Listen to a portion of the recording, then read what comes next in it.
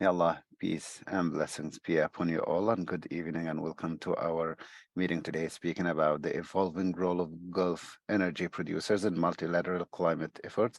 This is Faris Sulaiman, the moderator today. I'm a research fellow at King Faisal Center for Research and Islamic Studies and a PhD researcher in London, speaking about the role of institutions in the field of energy. We have an elite of researchers, Gulf researchers, to explore this topic today. Before I continue in Arabic, I'd like to say something in English.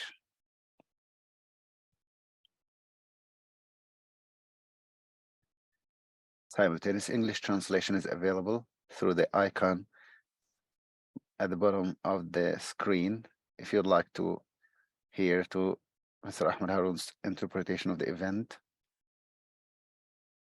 Also, some coordination remarks before start. We are now on live broadcasting through the King Faisal Center social media and YouTube channels. The link is available during and after the lecture of today. So allow me to start our talk today with some headlights from previous years, speaking about embodying the efforts of some countries in our region. And maybe it's confusing for some people, especially for those outside of the region. We have a specific goal, which is the neutrality of carbon for the Kingdom 2060. Also, Aramco neutrality by carbon neutrality 2050, and also the United Arab Emirates 2050 neutrality of carbon, and also the Kingdom of Bahrain 2060. Also, Egypt hosted COP27 last year. The United Arab Emirates hosting COP28 this year, and Mr. Sultan Al Jaber, the head of Abu Dhabi National Oil Company, to chair the event, and other Emirati companies. Some of the biggest companies all over the world are now working in huge projects in Far East and in Africa as well. These are some of the points that I wanted to mention in order to indicate the new role of Gulf countries in terms of the climate efforts.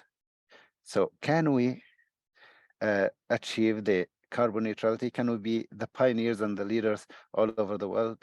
The hydrogen energy, and what does this mean for our trade and political relations with other countries?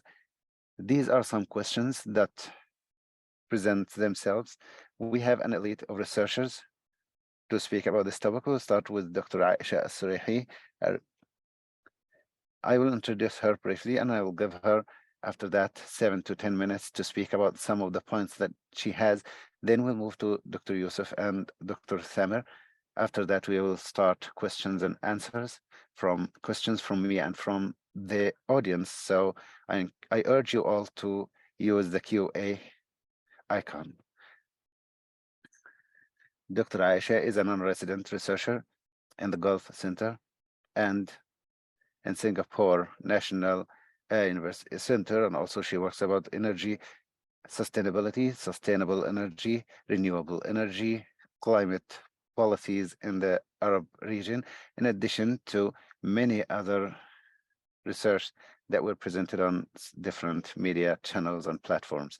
Thank you, Dr. Faris. It is my pleasure to participate in this discussion today, in this symposium. I will focus on my speech today on three main pillars.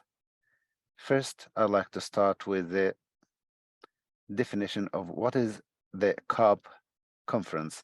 After that, I will focus on the successes of the COP27 conference that was hosted in Sharm el-Sheikh last year. Then I will be speaking about the most important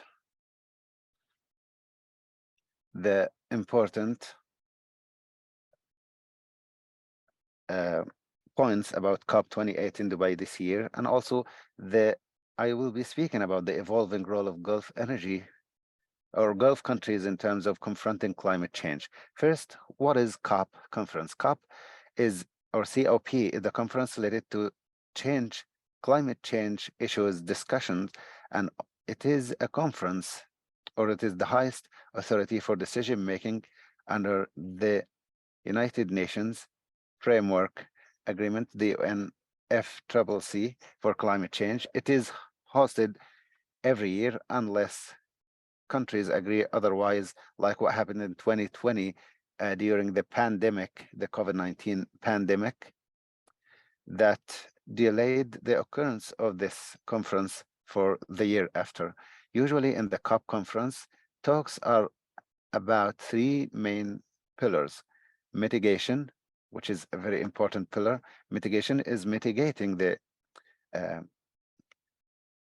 global warming gases. The second thing is the adaptation, which is the ways to adapt with the consequences of climate change. The third thing is finance, which is transferring money from the developed countries to developing countries or countries that are impacted by the consequences of climate change. Uh, Also, recently, loss and damage pillar was added to the agenda of discussion. This year, the COP28, as I mentioned, as Faris mentioned, will be hosted in Dubai, COP28, which is, this is the, COP28 means that this is the 28th time this conference is hosted and held. Dubai is, or United Arab Emirates, hosts it for the first time, but it is not the first Arab country. In fact, this is the fifth time that an Arab country hosts a COP conference since it started in 1995. As for the main important successes of the COP27 that was held last year in Sharm el-Sheikh in Egypt, some of the most important successes, as we saw in the media channels and as we saw in other areas, is incorporating the profile of the file of loss and damage in the negotiations agenda and agreeing on establishing the loss and damage fund. This was a big success for the COP27 last year, but there are still some binding issues, like, for example, the sources of financing for this fund and the mechanism of work for this fund. These things will continue to be discussed in COP28 in Dubai. Also, regarding the most important agenda items that will be discussed in COP28 in Dubai, there will be a discussion about the loss and damage fund in addition to other things. These other issues will be, for example, like continuation of the discussion that was started last year, like, for example, the global goal for adaptation, also the new climate finance goal. This goal was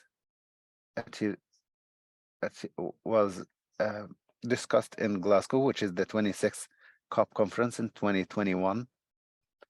Also, the mitigation work program.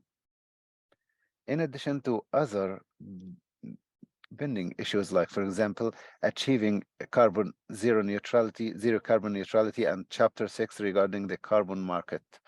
But the biggest file that will be an agenda item that will be focused on in the COP28 in Dubai is the global stock take file.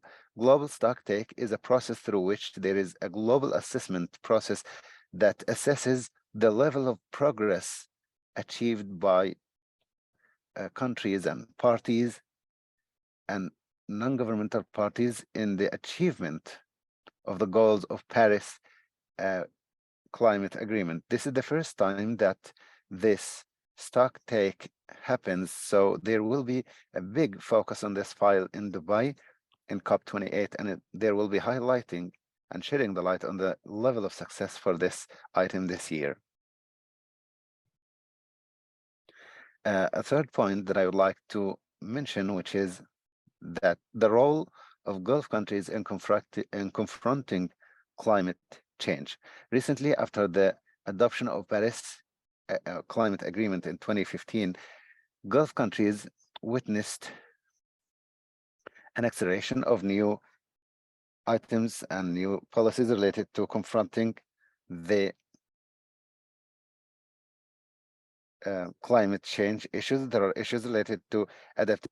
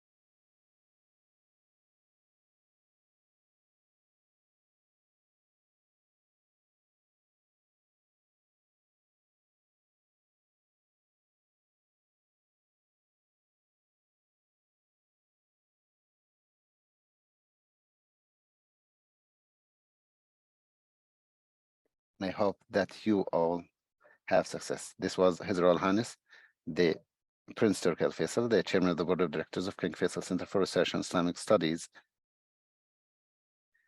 In fact,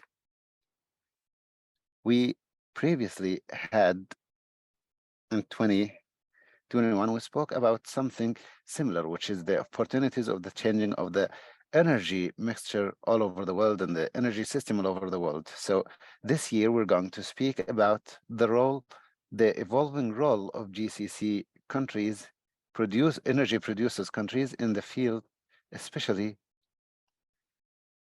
in these times where we find evident roles after the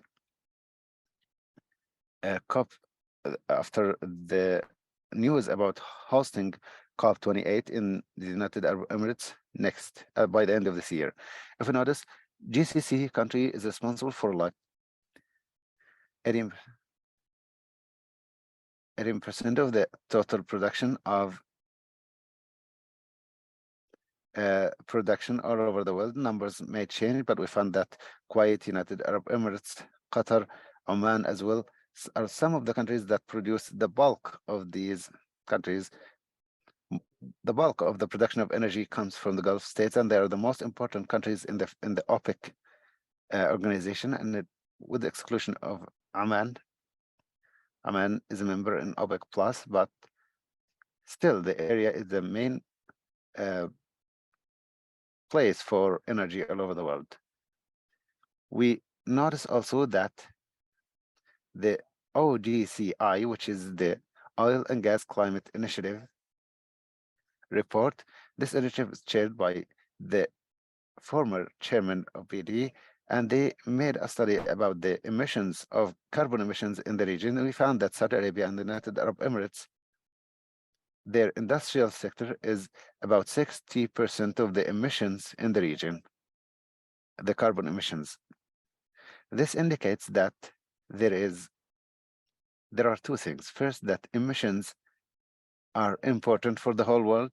It is a good topic to focus on, important topic. Saudi Arabia is a member of G20, and this indicates that the Saudi economy is a very important economy, and this also increases the burden. We're important in terms of energy, but we're also important in terms of emissions issue. The United Arab Emirates and Saudi Arabia, especially, and other countries as well, that have issues related to efficiency and consumption. Next slide, please. So we notice here, for example, that Gulf countries in the last COP conference in Egypt, COP27 in Sharm el-Sheikh, GCC countries committed to net zero even before COP27. Saudi Arabia said that they will achieve net zero target by 2060. United Arab Emirates and Aramco announced 2050, which is before Saudi Arabia, 10 years before Saudi Arabia. What is important about this is that Saudi Arabia will reduce about 278 million tons of CO2 per year by 2030. We have all listened about the Saudi Arabia Green Initiative, the Middle East Green Initiative, which is planting about 10 billion trees in the kingdom and 40 billion trees in the Middle East. Also, there are similar initiatives and announcement in Kuwait, Qatar, Bahrain and Oman, and they have similar or close initiatives.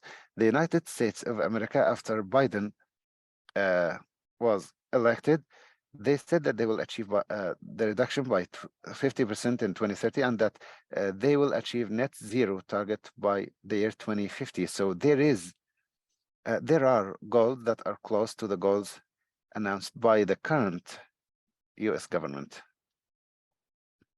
So the Kingdom of Saudi Arabia, and I'd like to confirm that our direction towards climate is not new. Since the 70s, or since oil was discovered in the kingdom, we all know that there was gas accompanying it and caused poison. So at the beginning of the 70s, there was direction towards using this gas in some industries. we all know that burning produces the gases, and the two royal cities where the industrial cities were created and developed in Yanbu and Al Jubail in order to benefit from these technologies. And we all know that these emissions processes are similar, and the costs of production are less, and this is the same thing for other countries as well.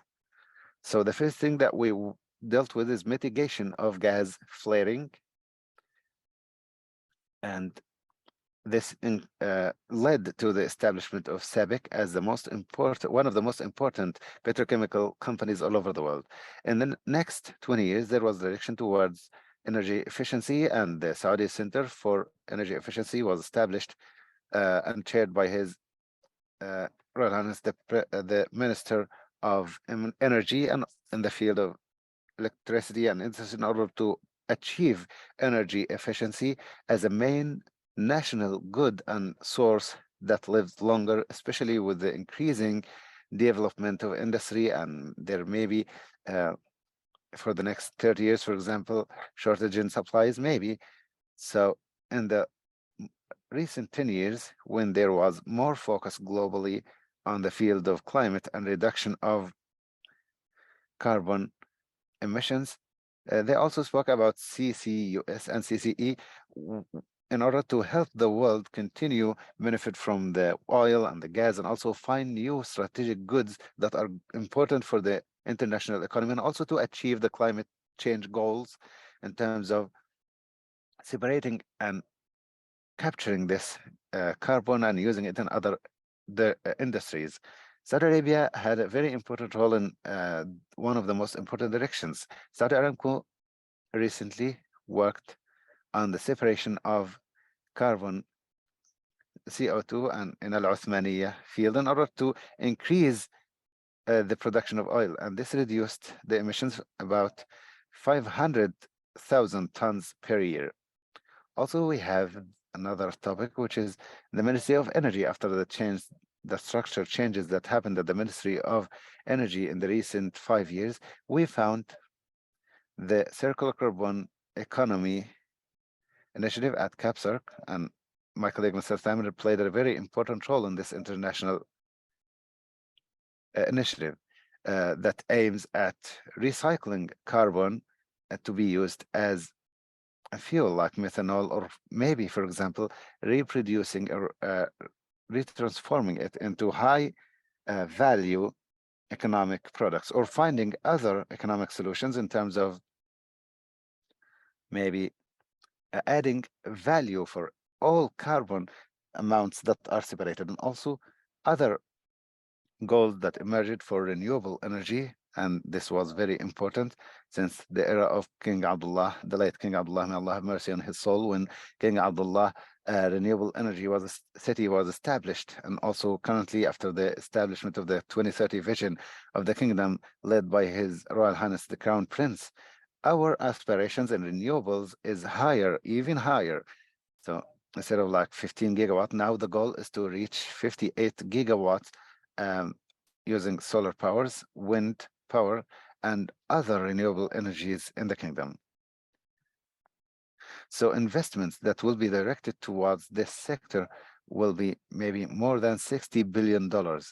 Some of them maybe by the PIF, and some of them maybe will be provided by the private sector. And also, we don't want to forget switching from liquid to gas, which is happening currently. Instead of consuming oil, we can consume gas. And in another slide, I'm going to speak about the discoveries of gas. So in this slide, we find the cost of the circular economy, carbon circular economy.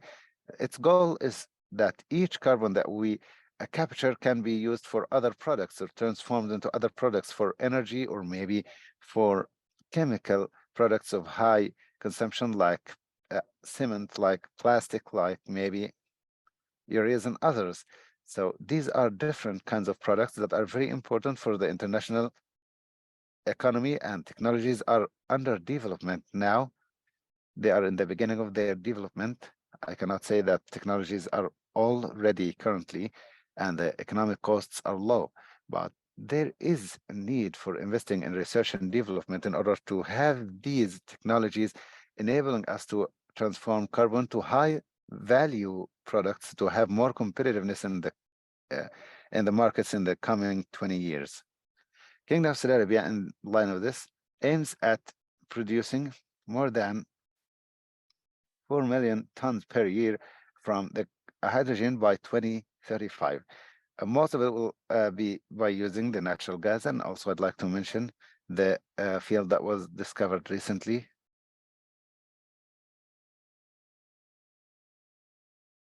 So the demand that is expected for hydrogen will be about like 500 million tons by the year 2050. If we suppose that, or if we assume that we achieved all the climate change goals and the whole world is net zero carbon, so it will even be more than 500 million tons. So imagine the share of GCC if the transformation happens.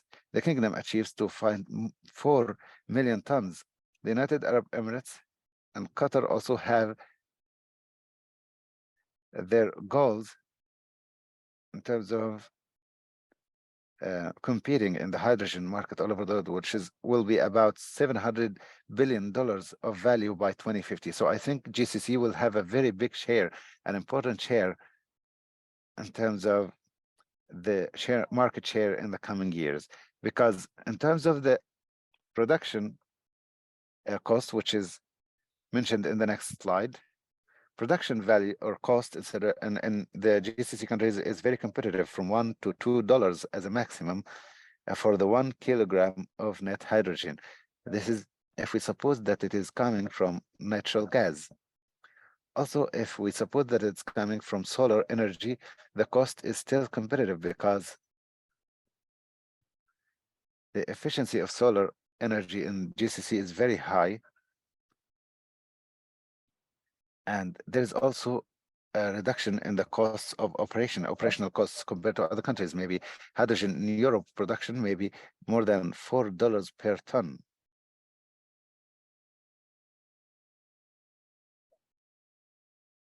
So here, this is the game changer, which is Al Jafur, Al Jafura gas field that was discovered in 2021 in the eastern part of Saudi Arabia, which is considered the biggest non-traditional field for gas. And the Saudi Aramco investments there will be exceeding $100 billion in the next 10 years. This will enable the kingdom, this field will enable the kingdom to withdraw the different amounts of petrol that are currently used in the electricity sector and also consumed in water desalination and replace them with natural gas. Also, this will enable the kingdom to be the biggest exporter and producer of hydrogen, uh, blue hydrogen, which is hydrogen that is made by hydrocarbon products, with also what I mentioned, which is the separation and capturing of CO2 and transforming it into other products.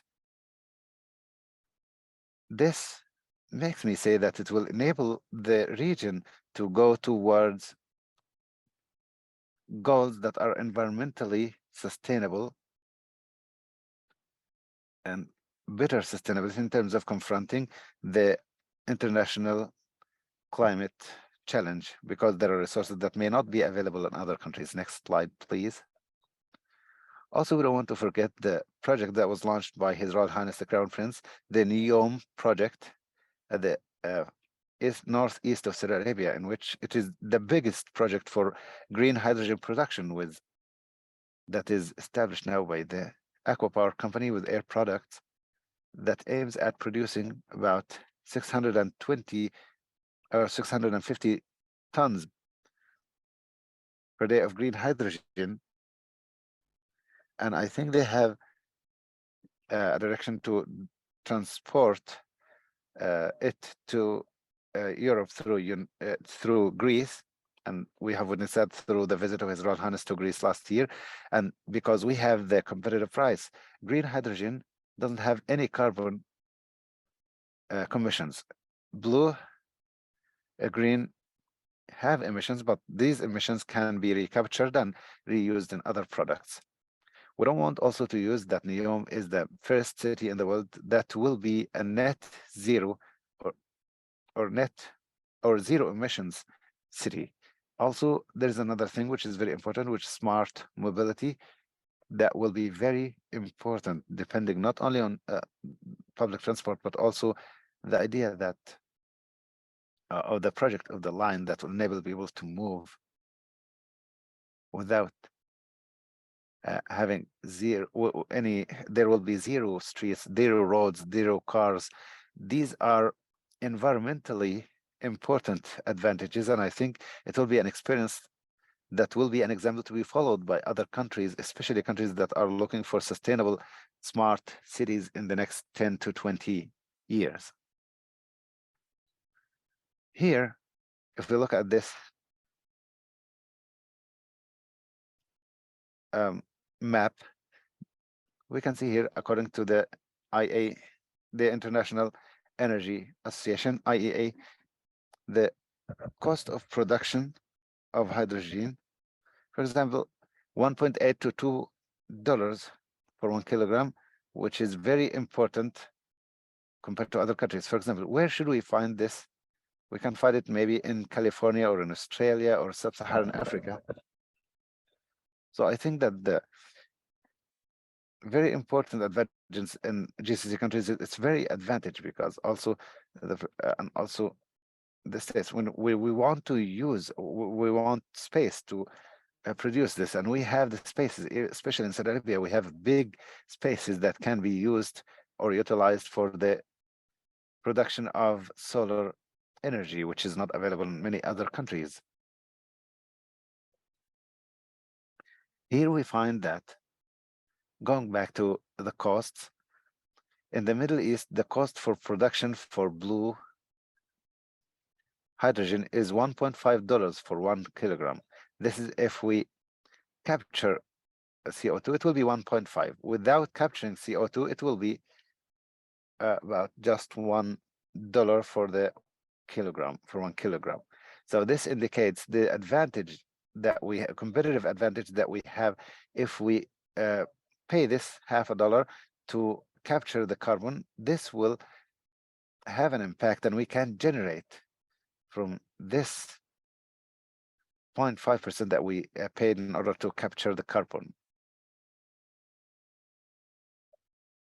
I think this is the last slide. So what I wanted to indicate here is that Gulf countries have a very important competitive advantage, not only the evolving role in terms of policies, but also a technical role in addition to an investment role that is the region needs in the coming years. 2030 vision has set important aspirational, ambitious goals that will have a very important role to play in the achievement of the global goals for neutral zero carbon emissions in 2030 and 2050.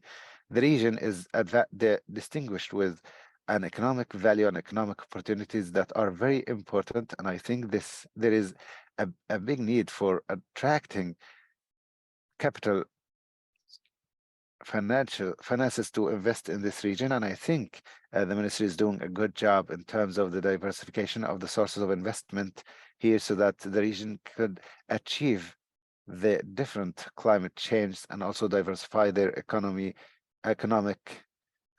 basket in the next years. So that's why, as oil producer companies, that's why we are going towards these goals in the coming 10 to 20 years. Thank you very much, and it is my pleasure to answer any questions that you may have. Thank you, Dr. Yusuf. Thank you very much for your fruitful presentation. Now, we move to Dr. Thamer Al-Shehri. Dr. Thamer is a research lead at the Climate and Sustainability Program at King Abdullah Petroleum Studies and Research Center, CAPSAR, currently working on identification of tools to assess and identify different opportunities for the energy sector and the circular carbon economy. He also works as a consultant at the energy matrix in Saudi Arabia, especially in terms of energy transformation and clean energy, sustainable energy, and the carbon emissions. He's also a member in the United Nations Environmental Program. Dr. Thamir, the floor is yours. Thank you very much, Paris, and I'd like to thank all the colleagues for being with us, and thank you for being with us here. Dr. Ash and Dr. Yusuf have said a lot, whether regarding the COP28 or carbon circular economy and what is happening, and the fruitful information we heard regarding the region's contributions. Maybe I will add a deep dive regarding carbon circular economy. We can, for example, speak about the current situation in the region currently in the Middle East and North Africa and the MENA region in general. We have root changes in terms of climate change and change policies and energy policies, hosting, for example, two COP conferences, COP27 in Egypt and COP28 that will be hosted in United Arab Emirates. In light of the pressures the world is facing after the recovery of uh, COVID-19 and also the food crisis in the world and the Ukraine war. So energy and climate changes are very important topics that we're tackling in the whole world currently in these critical times and are handled in this time. And I think 2022 and the headlines that we saw at the news were the biggest examples. Here lies a very important opportunity for the region to participate positively in 2023 in shaping the policies of energy in the world through different strategies and initiatives that help achieve zero neutrality of carbon by the 2050 and close to these dates. My colleagues mentioned some of these initiatives that are led by the Gulf countries. I'd like to add that in the coming period, that maybe before COP27 or maybe before COP28, the Kingdom of Saudi Arabia and GCC countries have identified their goals for the achieving the goals related to climate change and also by providing opportunities regarding NDC achievements with the reaching zero. And also I've worked on preparation of a roadmap to deal with these points and the global warming, and the kingdom other countries are working on this by spreading awareness regarding carbon circular economy and the roadmap to 26 net zero and 2050 net zero, whether for the GCC countries or other countries. As for carbon circular economy, this was one of the main pillars why the kingdom chaired G20 meetings in 2020, and there was an integrated, comprehensive approach to enhance economic development and to deal with the climate change. Dr. Yusuf mentioned the value creation from the different gases, like, for example, the master gas system that was established in the 70s and had a lot of impact in the greenhouse gases in the 80s and created value from these gases. In conclusion, or in a nutshell, the carbon circular economy is based on three pillars: mitigation or reduction, reusing, recycling, or removal as well, and also focusing on energy and not products. This is the real difference between this carbon circular economy and the circular economy that is usually known as an approach that is adopted in the West, especially related to by the end of the 90s and the new millennia. The main goal is to achieve carbon neutrality with the new approaches in the world to achieve the new goals. The technologies like renewable energy, capturing carbon and uh, CCE and CCUS, and also achieving efficiency and energy efficiency. So, in a nutshell, carbon circular economy is a very important framework to achieve and inspect different spectrum or a range of spectrum for of technologies and achieving the pros and cons, the weaknesses and strengths of each one of them. Dr. Aisha also mentioned the agreement or what we achieved or what we noticed in the COP conferences, whether held or to be held in 28, COP 28, and we are now entering the execution from planning to implementation. And in CAPSARC, we looked at how to implement circular economy or carbon circular economy uh, in a practical manner. And our experts and decision makers in the kingdom also urging them to uh, get into the implementation and to utilize this concept and to use it in a practical manner in the different contexts of different countries. So we presented this question and we started an indicator to measure the capabilities of the countries in order, and this index or indicator is aims to providing different parameters that can be applied in all countries in order to measure the performance or the current performance of countries. And the other parameter is to identify the enablers that help countries accelerate transformation towards a carbon circular economy. In the COP26 in Glasgow, there was the first version, and the second edition was in 2022, was launched in Sharm el-Sheikh in COP27 with new additions by increasing the index listed countries from 30 to 64, with 90% of NGDP internationally contributing to greenhouse gases in general.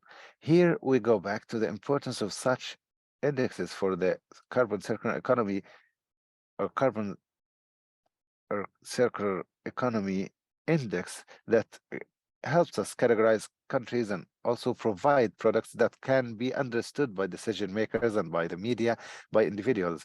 Also, at the same time, these CCE or indexes do not aim at achieving only this goal, but they also have valuable information for policy developers that goes beyond the simple numbers that are published and presented when we speak about them. For example, Kingdom of Saudi Arabia, we found that it ranked totally in 2022, it ranks out of 64 countries, it comes number 22, and this indicates the rank of the kingdom compared to other countries. But we have also another role, which is speaking about the how the company is managing its performance regarding technologies related to carbon circular economy, CCE, and how to engage in this field. And here the kingdom comes in the 18th rank, and results are positively impacted also by the direction towards hydrogen production and also natural things preservation in the kingdom, and also the progress that have been achieved recently towards gas from oil to gas, which is a very important direction in order to reduce the emissions as presented by Dr. Yusuf in his presentation. Regarding the enablers, the kingdom ranked the 29th globally, knowing that it has improved, of course, in all of the other dimensions compared to the index 2021.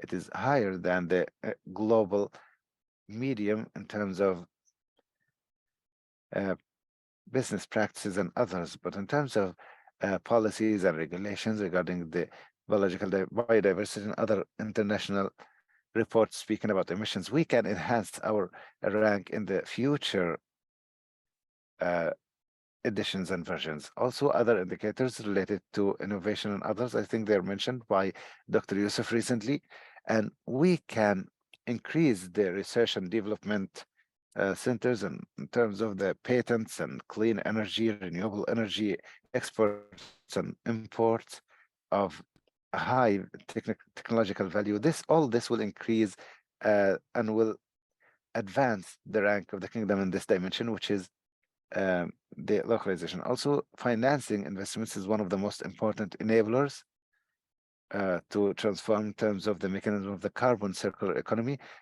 Also, the green sukuk or green deeds that are available by the PF, PIF, and also the development of the CCE, which is a very important approach by the kingdom to uh, promote the aspirations by using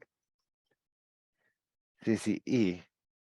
If you allow me to present the slides that I have.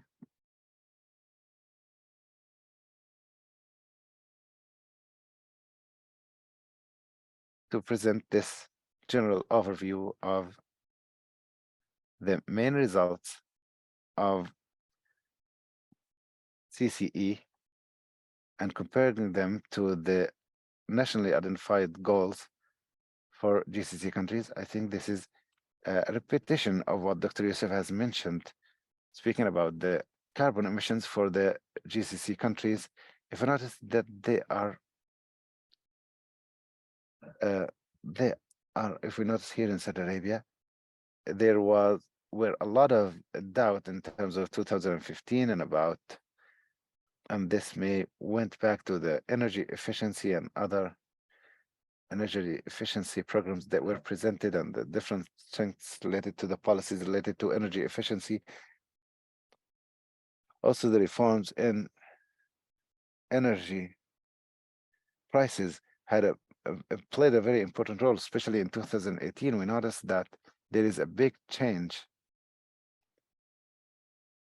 and the biggest reduction in carbon emissions in 2004 18 by 4% compared to 2017 after the amendments in the prices of energy prices, especially in industry and transportation sectors. Here, the average of the chains all over the kingdom, all over the GCC countries, generally speaking, we see that there is some kind of stability for the trends that was prevailing in the 10 years before them. Like from 2010, it was going up, but currently we found that it is stabilizing for all of the GCC countries.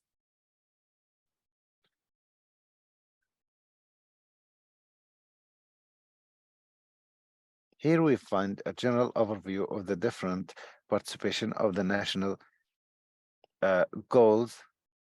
We find here that different technologies, activities, and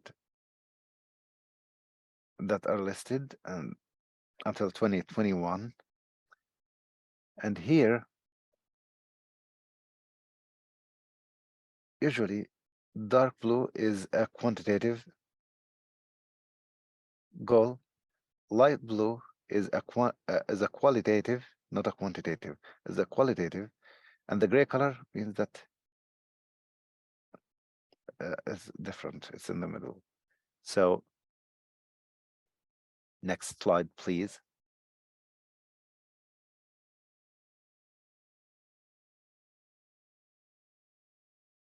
Here we have more details about the most important activities and technologies and goals and objectives for GCC countries. And this table identifies the different contributions on the national level and also the different quantitative goals are under the use of the carbon circular economy and in terms of the renewables and energy efficiency as well. Most of GCC countries use national resources in their energy plans, even if they are not of much as compared to other countries all over the world. Also, it was mentioned the carbon capturing and storing it in the national initiatives, but maybe the plans and tangible plans and steps did not do that much. But it were mentioned in limited contributions by the United Arab Emirates and the Kingdom, and the Kingdom has a big ambition towards that, towards national hydrogen initiatives. here, maybe we can focus on the quantitative objectives mentioned in these initiatives, whether related to uh, CCE or emissions, and comparing them to the baseline. Baselining is very important in order to compare them to the targets that are expressed by the potential work. Baselining help achieve the targets that are quantitatively identified by providing a clear comparison point, and in some cases governments have such data, but for some reasons they don't um, provide them. So I think we need more support in order to provide effective policies, and locally we can use these information to baseline situation in order to benefit from them by providing better policies, by providing stakeholders with a clearer visibility and vision. And as we see here, the biggest gap in the current situation for GCC countries in terms of CCE lies in the field of renewables that was measured by the CCE indexes. We are speaking about the current situation in 2022. In addition to nuclear energy that is not adopted for many reasons, and in addition of these contributions by GCC countries, it is expected that the kingdom that identified renewable electricity by 50% by 2030, and United Arab Emirates have also the 50% target by 2050. This increased these technologies, and it will increase them in the short and long runs. And also, we need to mention here that the ambition of the kingdom and all GCC countries in terms of renewable energy is huge. But if we look at other examples, like for example, smart meter or restoration of smart meter that happened in the kingdom, 10 million smart meters were installed in a short period of time, and this is considered an international benchmark. Saudi Arabia is considered number one in the world in terms of smart meter installation. So, and this indicates a very important topic about that, an indication that Saudi Arabia and the GCC countries are capable of achieving these achievements.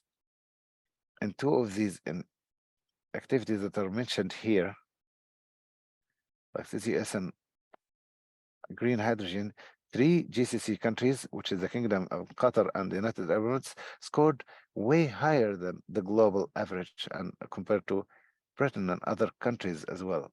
So these countries, I think they have um, clear goals in this field, as mentioned by Dr. Yasser, and some of the resources. And based on what these countries achieved in terms of the international agreements, and it is expected that there will be updates to the national contributions, and that they will have more details, and it is expected to be in 2025 maximum. This is the current situation regarding Oman. They, they participate heavily in the field of hydrogen in 2021 and CCES in general. There is also another field that is very important for the emissions and mitigating them, and with maybe very low or maybe negative cost in GCC countries that will help identify the targets and achieve them, and some of the sending some political messages to the markets and increasing the aspirational ambitions in terms of the national participation of these countries. Also, lastly, in most of these activities related to CCE, there are a lot of capabilities that are not utilized, utilities for or abilities for cooperation between GCC countries, like, for example, primary initiatives, especially those related to CCES and other capturing and storage of carbon and hydrogen initiatives that can be integrated and incorporated in order to achieve and to be enhanced and achieved by, for example, an electricity network of GCC countries that may contribute to increasing the renewable energy aspect and other types of clean energy directly or indirectly and increase the level of electrification, which is very important. This is, in a nutshell, a general overview of the topics and the national efforts that were presented in 2021 and 2022. Next slide, please.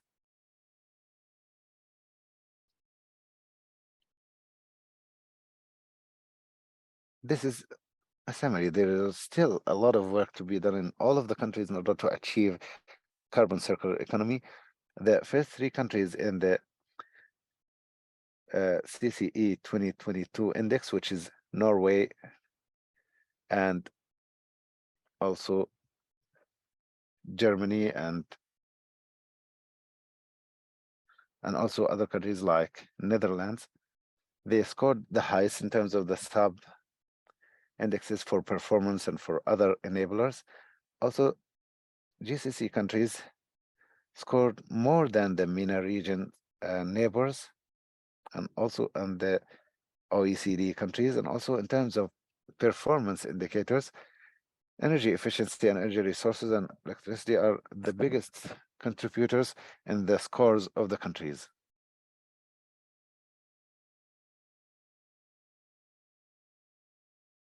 Most of the GCC countries lead several areas of performance, like for example, in replacing fuel with gas and also the production of green hydrogen. And also there is a big capacity for working on that. And there are also some enablers and enabling factors. And working on these enabling factors like policies, regulations, technology, knowledge, innovation, and financing and investment, all this will lead to the advancement and progress of these countries on the indexes and their performance in all of the activities and events. Measuring how biggest producers of oil and energy in the world, how they manage the performance is very important and relative and critical point because of the size of transformation that will be happening in these countries. Companies like Aramco, for example, have uh, numerous initiatives in this field. I think this is the last slide. And several special parameters for oil producers. Some of the GCC countries score much more better than their similar countries, and also in many of the circular carbon economy activities, there are big potentials that are underutilized currently by GCC countries. They need to be utilized in order to be integrated in order to enhance electricity, energy, and also to participate in the global energies in general.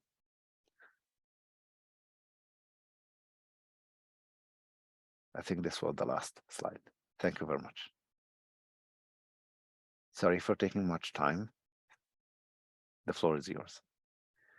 Thank you very much, Dr. Tamiran. I'd like to thank you for the nice presentation. I'd like to thank you all. Now we'll move to the Q&A, and I will start with maybe some questions, a few questions. Dr. Aisha, we heard from you in the beginning, and I think all of these goals that we talked about and the big ambition that we heard about, we listened to from yourself, from Dr. Yusuf and Dr. Thamer as well. What are the most realistic targets? Are they the renewables or CCE or other hydrogen-related objectives? In your opinion, which of these ambitions can be realistic? Which are more important? Thank you very much for your question, Faris.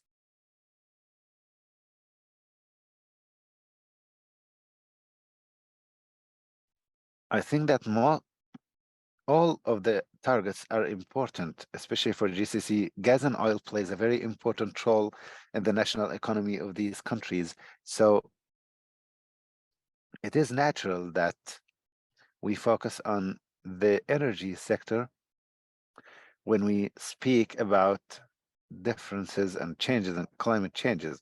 But maybe the question is, To what extent lies the importance and criticality of such objectives?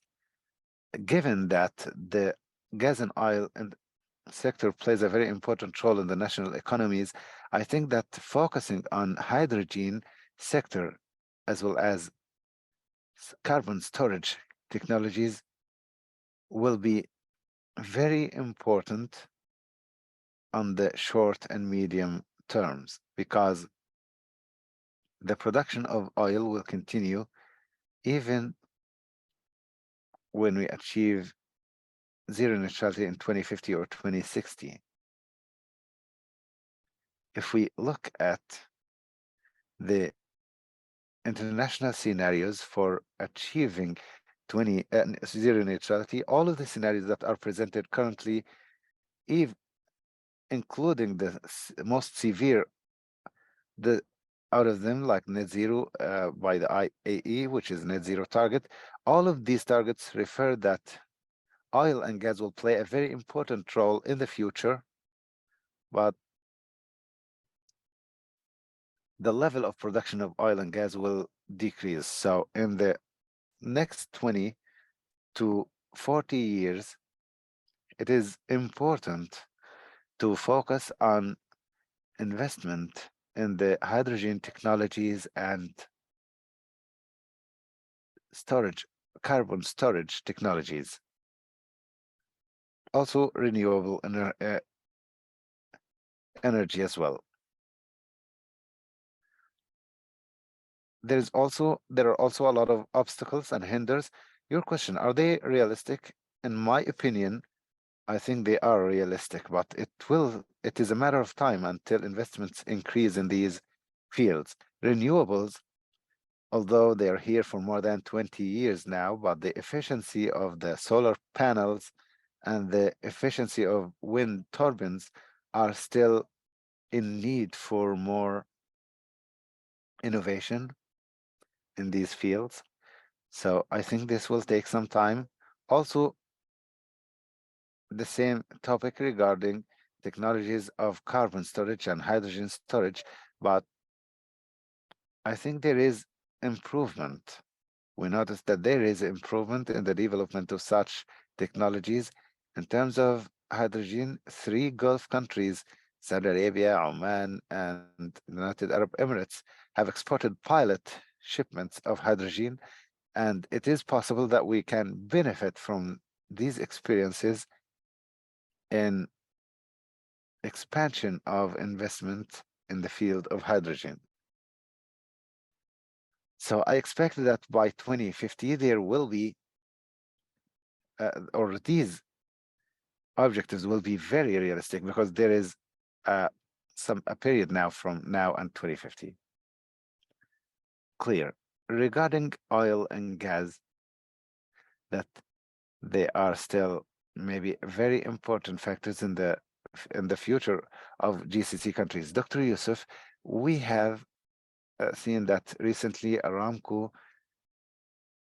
uh, is presenting the last man standing policy that we have seen that, for example, regarding the carbon and the oil of the kingdom and the GCC in general will be maybe the most the cleaner and the um, less costly, for example. Can we be the last man standing, and can we also be leading the world in terms of uh, confronting climate change and this thing?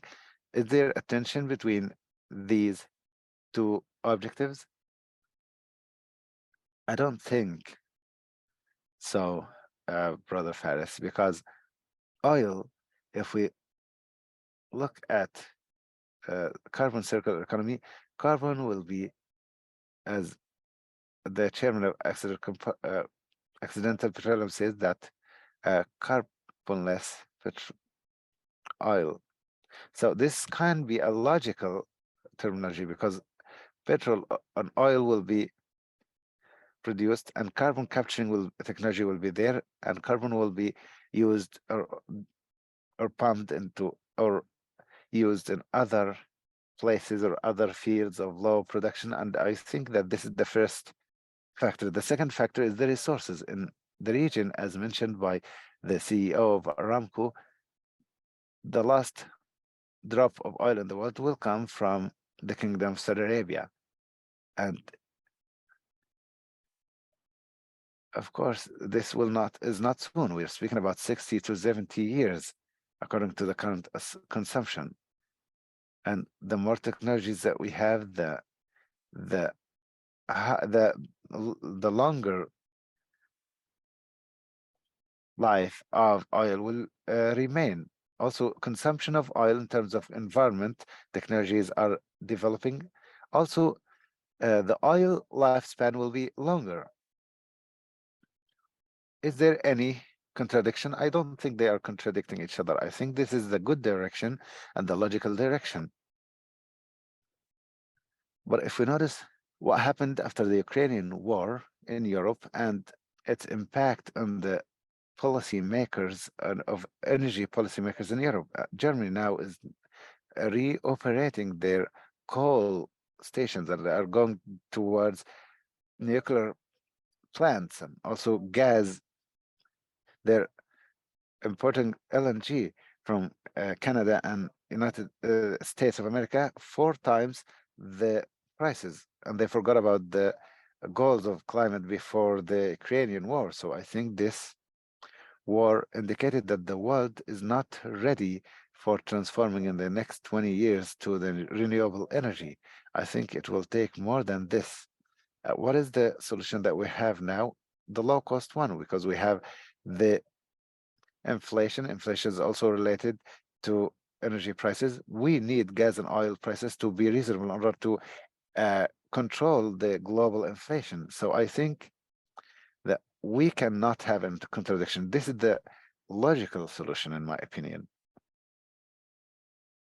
I'll try to merge some of the questions and address them to you. Dr. Thamer, recently I've listened to some friends in China that circular carbon economy, CCE, is or started to spread after the kingdom hosted G20 at that time after CAPSARC, and that Xi Jinping, the president of China, used it in more than one time in some of his speeches. So the question is, as the kingdom or as CAPSARC, did we have a role in spreading this idea globally?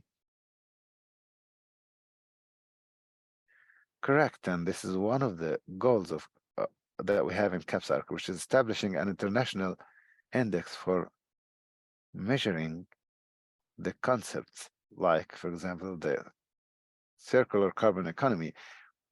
One of the basic objectives is to spread it and promote it and to create some events and activities that are listed under this concept that can, in order to make sure they can be measured and to, the policy discussion and to make them number driven. And I think that this was one of the basic objectives of establishing such indexes. There are also other participants, like for example, the Ministry of Energy and other special, other private sectors that had great work streams with countries like Germany and the United Kingdom, especially in the hydrogen and CCE and CCUS. So a lot of countries, whether adopted or not, they are by nature implementing the circular carbon economy directly or indirectly. We have a set of questions from the audience. They're a bit technical, but I'll try to merge them. One question is about hydrogen storage. We talked about the ambitions of Saudi Arabia and Oman and other countries in terms of hydrogen production, but the question is about mobility and transportation. Dr. Yusuf and Dr. Thamer and Dr. Aisha, do you have any comment? For example, Qatar is leading in terms of the national gas ship manufacturing in this field. So do we have an opportunity as GCC countries in this field to be leaders in the field of hydrogen transportation, for example? Indeed, that's why we heard about blue ammonia, which is transforming hydrogen, for example, sending it, uh, if we send it, the storage is very costly. So the solution that is proposed now is to transform it into ammonia, and ammonia can be in a liquid manner, and it can be transformed or transported easier compared to being a gas. Another solution, you mentioned Qatar, they are producing LNG, liquid natural gas, and I think it will not be, I don't think that it will be feasible that economically that they produce hydrogen. I think it's better to um, ship it as LNG and transform it at the downstream areas. But in Saudi Arabia, I think our direction will be towards ammonia, and this is something that I want to speak about. Uh, each 1 ton of hydrogen will give us 3 tons of ammonia. So this is chemically. Aramco, for example, their target is to produce about 3 million tons of hydrogen by the year maybe 2030. So I think this will give us about close to 10 million tons of ammonia. This, and we have already seen the first shipment of ammonia that was shipped to the Japanese market, and I think that there is another shipment that went to South Korea, ammonia shipment. This solves the transportation problem of the hydrogen. We have an intervention also from His Royal Highness Prince Turki Al Faisal. The floor is yours, Your Royal Highness.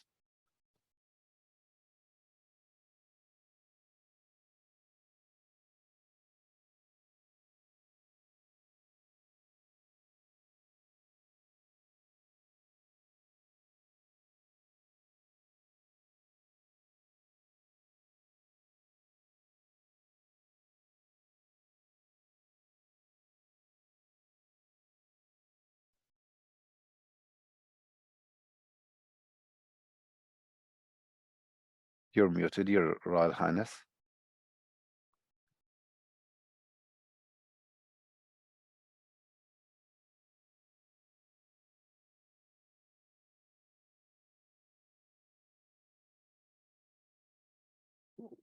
We'll go back to His Royal Highness after some remarks. Dr. Samir, did you have any answer about hydrogen transportation and the production of hydrogen and ammonia?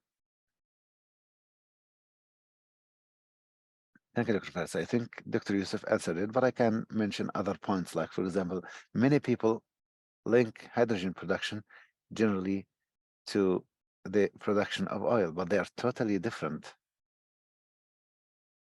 The technologies are different, the infrastructures are different. There are so many technologies that require more development and more research in this field. And here we found that the current situation is an opportunity for the region if interested in going towards these technologies and activities. I noticed here after the question about R&D related to the development of new hydrogen technologies, I think one of the most important gaps that we found in this sector related to CCE and hydrogen production is uh, the availability of data, which is a very important challenge for experts for modeling or for sharing or participating in discussions related to policies and regulations related to these technologies and activities. The biggest data set that is available is provided by Lookmer, and it needs a lot of follow-up, and also the International Energy Association. But I don't think there are any other reliable information for the public, excluding some private databases and some countries in which there are some access or restricted access for specific people or specific personnel. So this is one of the recommendations that we came up with in our study, which is cooperation, especially close cooperation among GCC countries. We all know that we have aspirations for the United Arab Emirates and other countries in the region in these technologies and participation and cooperation on the level of innovation and research and development. This will be very important. It will be beneficial for all of the countries and to go forward towards these technologies and to achieve progress. A concluding question for all the speakers, for the three speakers. Generally speaking, how do you see the country performance of the countries of the region, the six GCC countries in 10 to 20 years?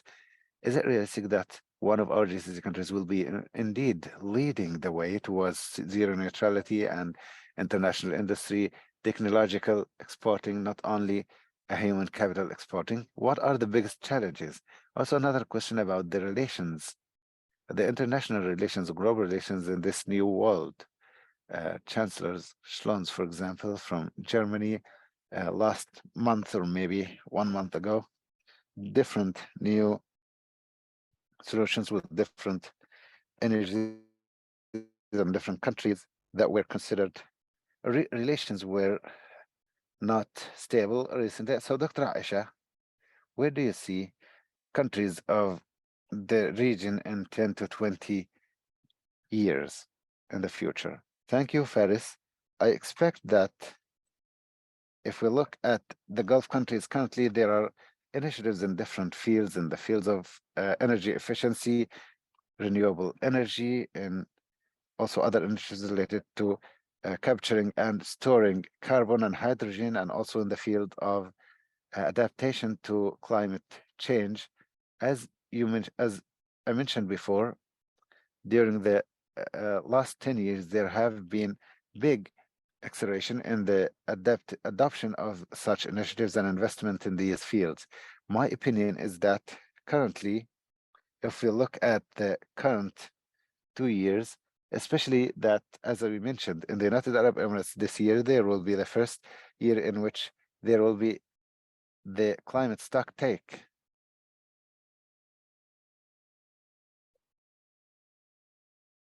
القيام بالتقييم to under to perform the global stock take for the whole world in order to achieve the objectives of Paris Climate Agreement. So this will indicate some kind of pressure against the whole countries of the world in order to urge them to continue investing and also to achieve the objectives that were mentioned in the nationally identified objectives. So I think we will not see any retreating from these initiatives, but we'll see more acceleration in the achievements of the objectives and achieving neutrality by 2050 or by 2060. As for collaboration between GCC countries on the regional level and the international level, as I mentioned, there is huge cooperation. Previously, it was focused very much on the exportation of oil and gas, but given that hydrogen will play a very important role in the future, Gulf countries started developing international relations related to hydrogen. Currently, maybe the focus is on innovation and on the technological developments related to hydrogen, whether in the field of production of hydrogen or transportation of hydrogen, or transporting hydrogen or storing hydrogen. So currently also Gulf countries participated with the whole world in a number of international initiatives, like, for example, reduction the emissions of methane gases, and also participating with the whole world in the initiatives for zero neutrality, in addition to other initiatives that I cannot remember now. I can't recollect now. So my point of view is that there will be acceleration, not de-acceleration, especially that this COP in Dubai, COP28, will be the implementation conference. Thank you. Dr. Yusuf. Where do you see Saudi Arabia in 10 to 20 years and the rest of the GCC countries? Dr. Aisha, I think she uh, was very inspirational in her talk, and I think that the kingdom started early since the establishment of the 2030 vision of the kingdom in the year 2016 and 2017. It was an ambition vision. I think it was uh, a proactive vision by depending on hydrocarbon sources. Uh, I think they can be not sustainable, and this happened before the new changes in the world. This is the first factor. We need to have an economy that does not depend only or solely on the oil. We need a diverse economy that is less prone to the different prices and volatility of prices in the world. This is very important. So I think so far there have been great achievements and uh, until now. And we will continue on this pace. And I think the goals of the 2030 vision will be achieved even before 2030. But I think that there is a very important part,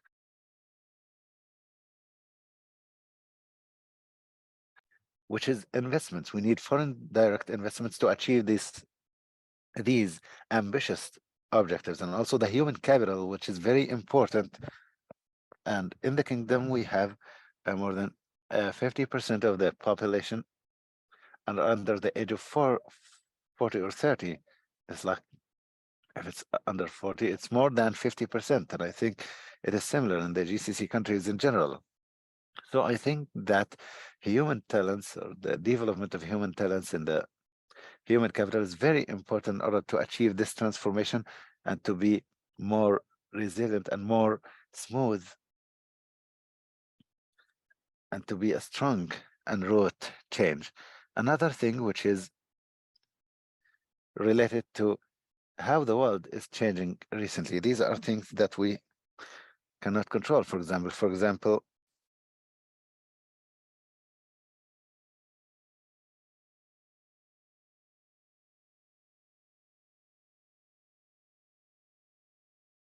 so I think this will witness a lot of changes. The international or the global economy will move from one phase to the other. So I think we need to be ready for all scenarios so that our economic vision will be towards a sustainable economy, viable economy that will a diverse economy that will take in consideration all of the factors, especially the human factor. And I think I'm by nature optimistic, and I think in the coming 10 to 20 years we'll have good times.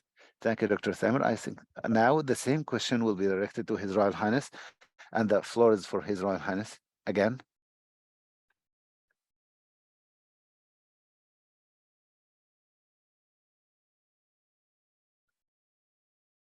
We'll go back to Dr. Thamer in the conclusion to give us a glimpse of where do you see the countries in the region and Saudi Arabia in 10 to 20 years from now.